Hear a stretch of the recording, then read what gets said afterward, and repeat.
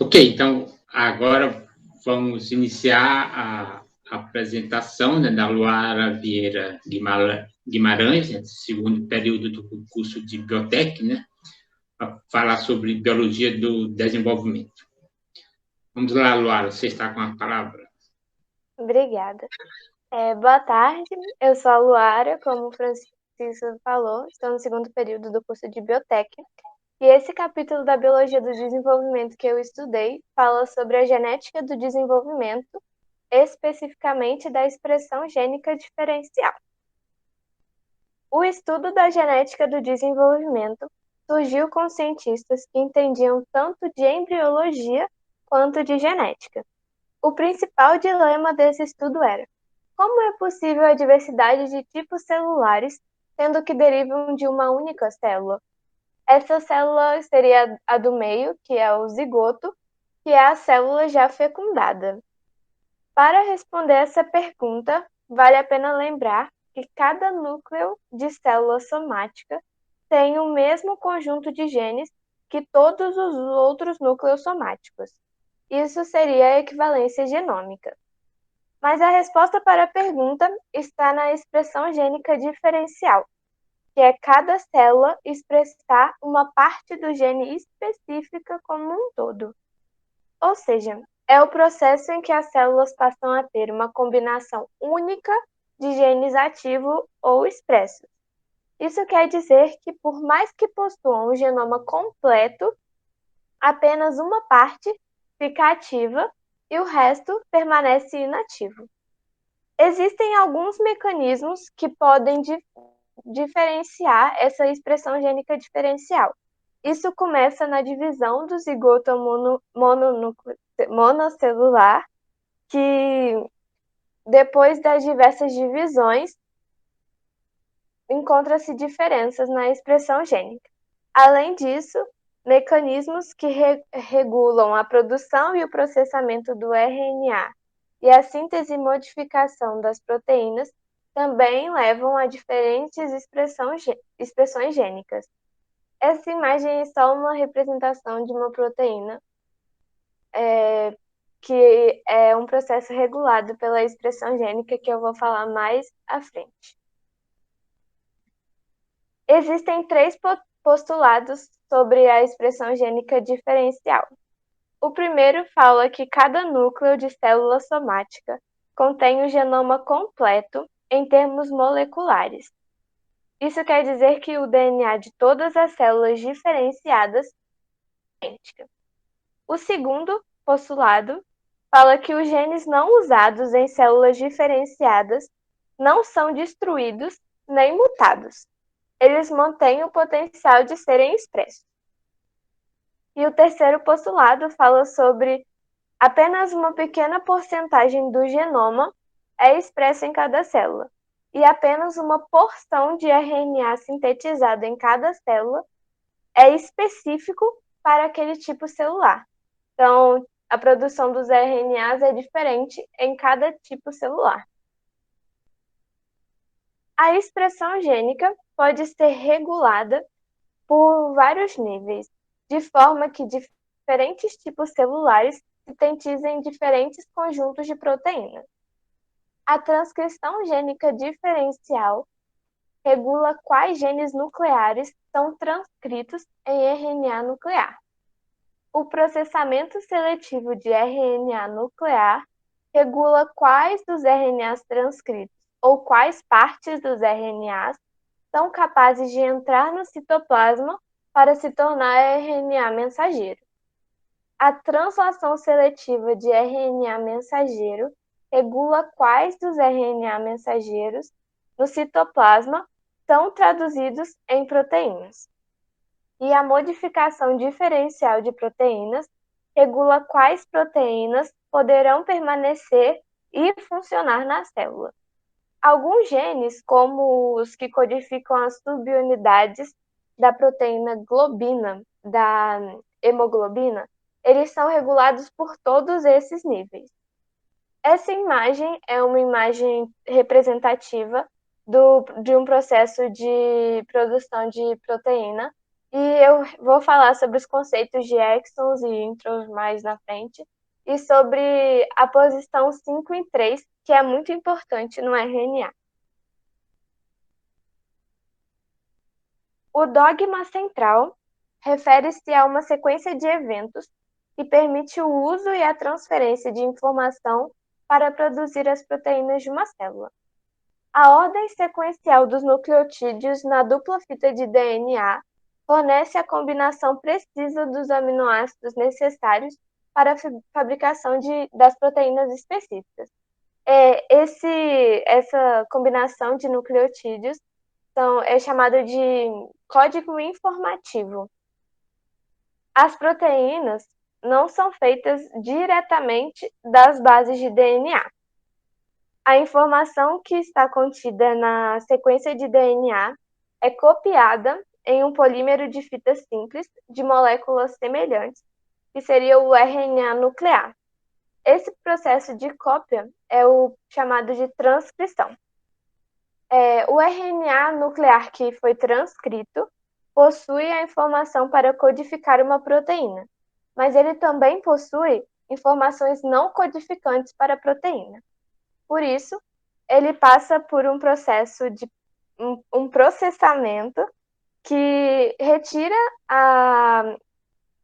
os domínios não codificantes e protege as extremidades da fita para dar uma origem a um RNA mensageiro. O RNA mensageiro, por sua vez, é transportado para fora do núcleo no citoplasma, onde ele pode interagir com o ribossomo e transmitir sua mensagem para a síntese de uma determinada proteína. Esse RNA mensageiro desvenda a sequência complementar de DNA, 3 bases de cada vez, que seria cada trinca um códon. Cada códon codifica um tipo específico de aminoácido, e cada aminoácido é ligado covalentemente ao seu aminoácido vizinho. Assim, o processo de tradução leva à síntese de uma cadeia polipeptídica que sofrerá dobramento e modificação. Essa modificação geralmente é por adição de módulos funcionais, que pode ser carboidratos, fosfatos ou colesterol, por exemplo. E assim a proteína está completa e pronta para executar sua função específica, servindo como suporte para as propriedades estruturais e funcionais da célula. Outro desafio que a genética do desenvolvimento enfrentou foi descobrir se cada célula de um organismo realmente tinha o mesmo genoma. As primeiras evidências para isso vieram da análise de cromossomos de Drosophila pelo processo em que o DNA de determinados tecidos larvais foi submetido a inúmeros ciclos de replicação, formando um cromossomo politênico, que seria um cromossomo com muitas fitas. Esses cromossomos não foram separados e eles foram observados e puderam observar que não tinha diferenças estruturais entre as células. A única coisa que diferia era que, em algumas regiões dos cromossomos, dependendo dos momentos e dos tipos celulares, haviam diferentes regiões infladas, que é o que está representado na figura A. Essas partes que estão apontadas com a setinha são as partes que estão infladas. E o que isso quer dizer? Quer dizer que nessa parte está produzindo ativamente o RNA. E isso mudava conforme o momento do desenvolvimento e o tipo celular também.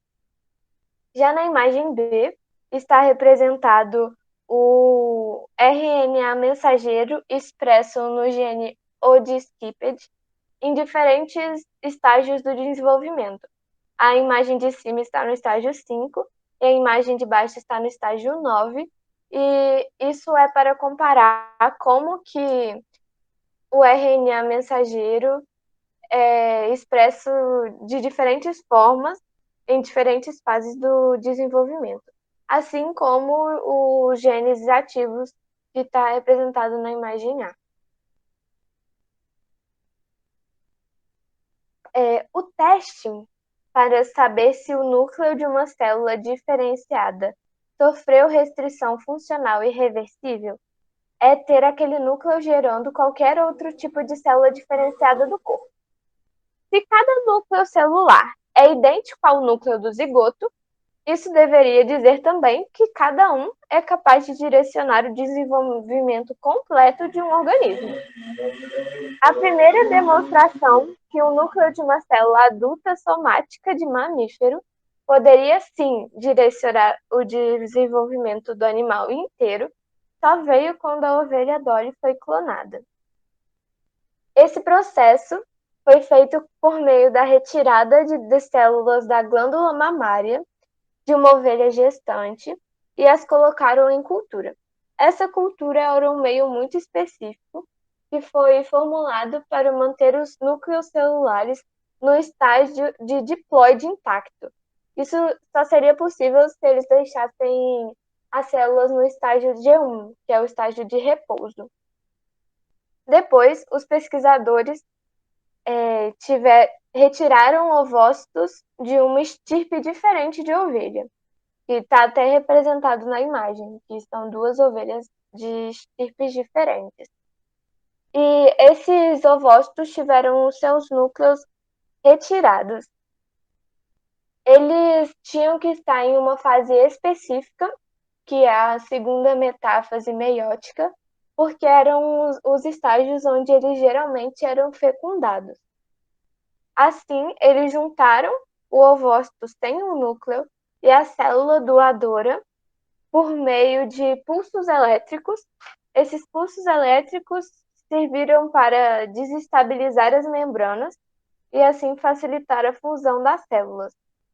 E aí, quando houve a fusão das células, esses pulsos elétricos também auxiliaram na ativação para o desenvolvimento do ovo. Os embriões que resultaram desse processo foram transferidos para o útero de ovelhas gestantes e continuaram a gestação normalmente. Dos 434 ovócitos de ovelha usados inicialmente, nem todos passaram por esse processo. Eles testaram diversas técnicas, mas o único que confirmou que sobreviveu totalmente foi a Dolly 1. E a análise do DNA da Dolly confirmou que os núcleos da célula dela derivavam da estirpe de ovelha, onde o núcleo doador tinha sido retirado.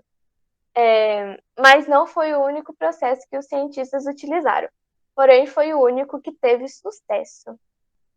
A clonagem em mamíferos adultos foi confirmada depois em outros tipos de mamíferos, como o porquinho da Índia, um coelho, camundongo, cão, cavalo e vaca. O núcleo de células somáticas adultas de vertebrados contém todos os genes necessários para gerar um organismo adulto.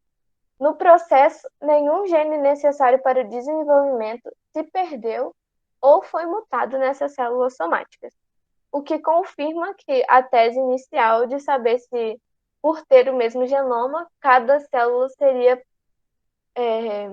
poderia, gerar o organismo completo, e realmente pôde. Isso foi o motivo de um prêmio Nobel na Fisiologia e na Medicina de 2012, chamado, o título do trabalho era Clonagem e Equivalência Nuclear, e foi a prova final da equivalência genômica, que foi a demonstração de que os núcleos de células somáticas diferenciadas poderiam sim gerar qualquer tipo de celular do corpo. A cromatina é uma diferença que você consegue distinguir células eucarióticas e procarióticas pela presença da cromatina. Ela é uma estrutura composta por estonas e um nucleossomo, que também é composto por estonas. Duas moléculas de cada estona, duas de H2A, H2B, H3 e H4. Isso é tudo enrolado em 2 voltas de DNA de dupla fita. Nessa imagem aqui, a imagem B, está representada melhor a estrutura do que seria uma cromatina. Os nucleossomos, que são formadas por um octâmero, né, de estonas, e a ligação de H1, que é feita, que a H1 é a estona responsável por interligar todos esses nucleossomos. Há 2 diferenças que pode se perceber na cromatina. Quando ela está condensada, ela é chamada de heterocromatina, que ela está firmemente condensada, e a eucromatina, que é uma região frouxamente condensada. E uma forma de conseguir a expressão gênica diferencial é regular a condensação de uma determinada região da cromatina, que controla os genes que estão acessíveis para a transcrição.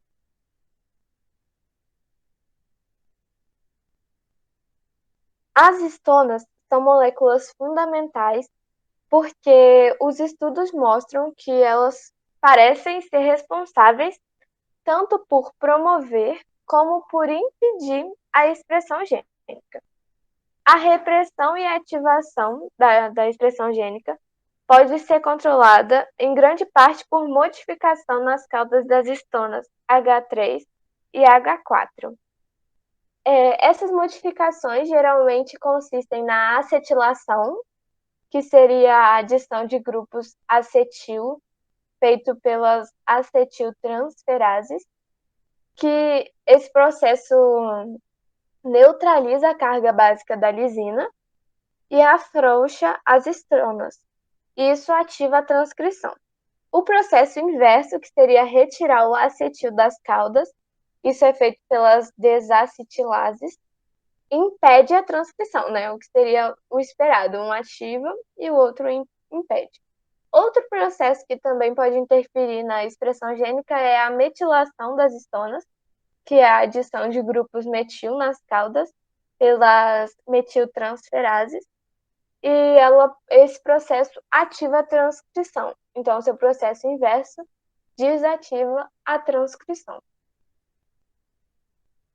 As modificações nas histonas também podem sinalizar, além da transcrição e ativação, elas retêm a memória do estado transcricional, que é passado de geração em geração pela mitose. Essas proteínas são da família Tritorax e Polycomb, que são as responsáveis por modificar a histona de modo a manter a memória da metilação. A Tritorax pode modificar os nucleossomos ou alterar suas posições na cromatina, permitindo que fatores de transcrição se liguem ao DNA. Ela também mantém os genes ativos, e a Polycomb, que ela é meio que o inverso da Tritorax, mantém os genes em estado repressivo. A Polycomb pode também reprimir a atividade gênica. Esse desenho é uma figura que eu achei de um livro, mas o livro em si, da Biologia do Desenvolvimento, não foca nesse processo. Ele apenas cita e não acontece desse modo com essas proteínas.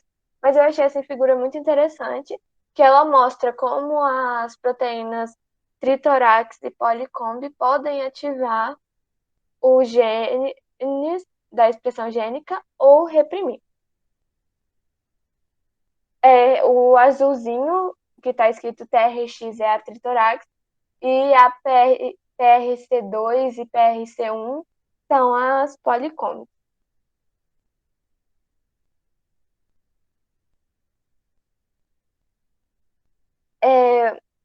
Outra característica que difere os eucariotos dos procariotos é que os genes eucariotos não são colineares com os produtos polipeptídicos.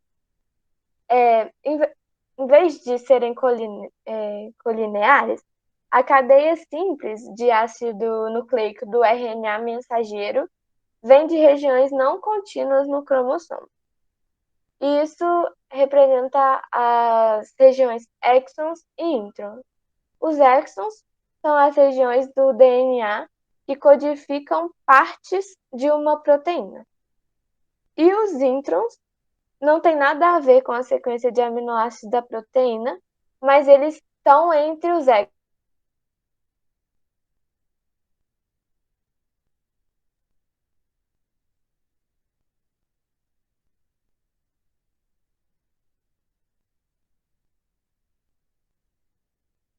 O DNA, esse DNA é para a beta-globulina, e aí tem a representação dos exons que estão em amarelinho e os introns que estão em cinza. E aí ele passa o processo, né, que transforma o DNA em RNA nuclear pela transcrição. Depois tem o processamento para tirar os genes não codificantes, que aí tira todos os introns, que eram só espaços vazios, sem expressão gênica. E aí forma o RNA mensageiro, e assim, por meio da tradução e da conformação da proteína, forma a proteína no final, que é a hemoglobina.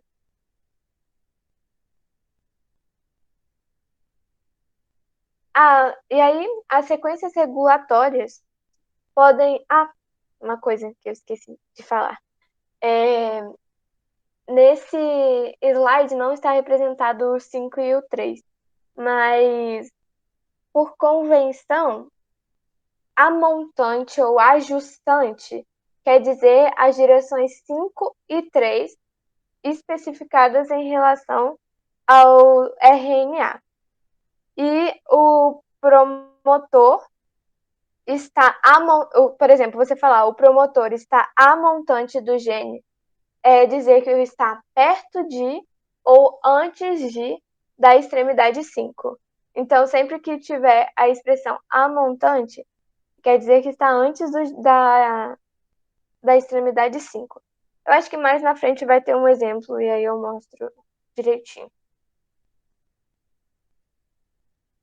As sequências regulatórias podem estar localizadas em ambas as extremidades.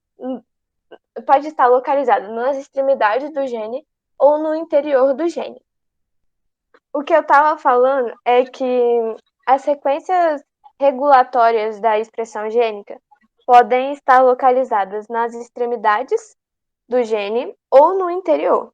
Essas sequências regulatórias são o promotor, que está sinalizado na imagem de vermelho, os estimuladores, que está sinalizado na imagem de verdinho, e os silenciadores, que não está representado na imagem. E eu vou explicar por quê. Essas sequências regulatórias são necessárias para controlar onde, quando e a intensidade que um dado gene é transcrito. Quando elas estão localizadas no mesmo cromossomo, como na imagem A, que o estimulador e o promotor estão no mesmo cromossomo, eles são chamados de reguladores cis. É igual à química. O trans é quando está em lados diferentes na química, então na biologia seria em cromossomos diferentes, e o cis é quando está em lados iguais, que seria em cromossomos no mesmo cromossomo. Os estimuladores, os verdinhos, são importantes por controlar a eficiência e a velocidade da transcrição.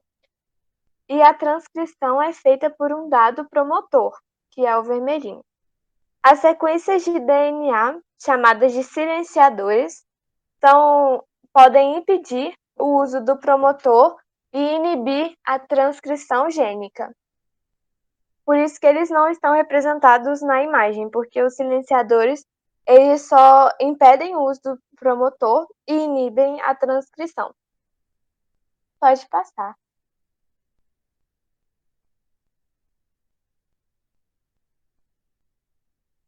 Em diversos genes, existe uma ponte entre o estimulador e o promotor, que é feita por um grande complexo multimérico, que é o mediador. Tá escrito aí na imagem, eu não sei se isso é um rosa ou um vermelho.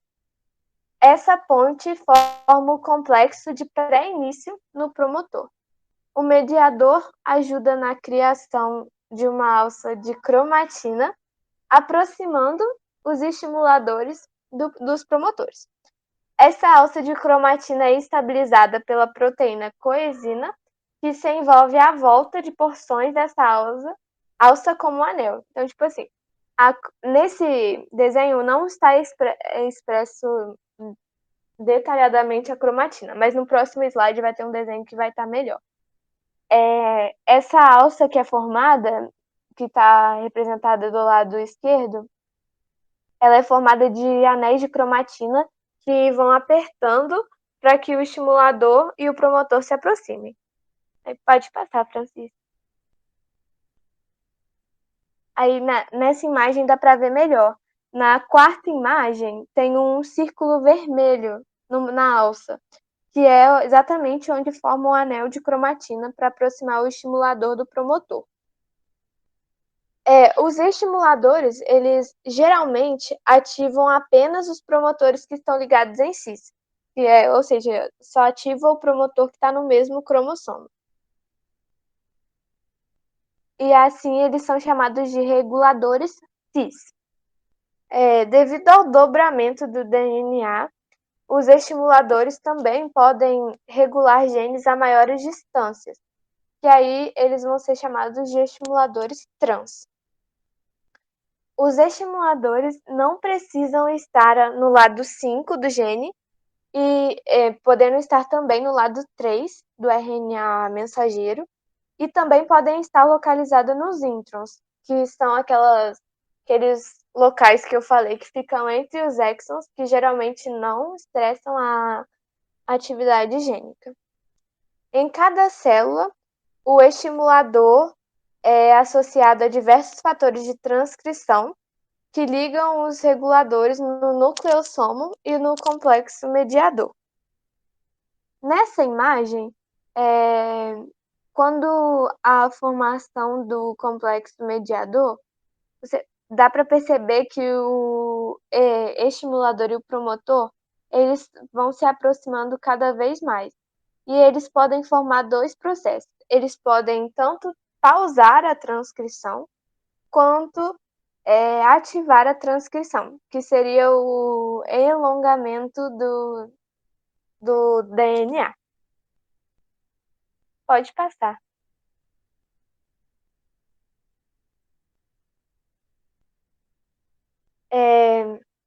Nesse desenho, primeiro está representado o que é importante nesse desenho. As corzinhas. O azulzinho é um estimulador específico do cérebro. O verde é o estimulador específico. Isso. E eles são ativados em diferentes processos. Na imagem B, dá para perceber que o que está ativado é o azulzinho, que está ligado ali ao complexo mediador. E na terceira imagem, o gene que está ativado é o verdinho, que está ligado ao complexo mediador. A imagem B, que está representada, como seria um RNA mensageiro com não todos, mas partes do gene. Tipo, tem gene aí estimuladores que são do pâncreas, tem estimulador que é do cérebro, estimulador de vários lugares. E eles não são ativados todos de uma única vez. Eles são ativados em partes por determinados genes e determinados estimuladores. Aí pode passar, Francisco.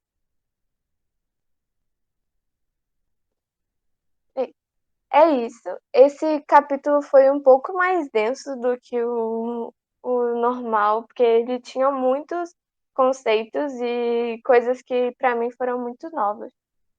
Mas é isso. Mas você gostou da leitura? Foi legal? Sim, eu gosto dessa parte da genética, então para mim foi bem interessante ver esses mecanismos e tudo. Legal. Só... Mas, desculpa, já ia começar a fazer uma pergunta. Hum. Mas, bem, primeiramente,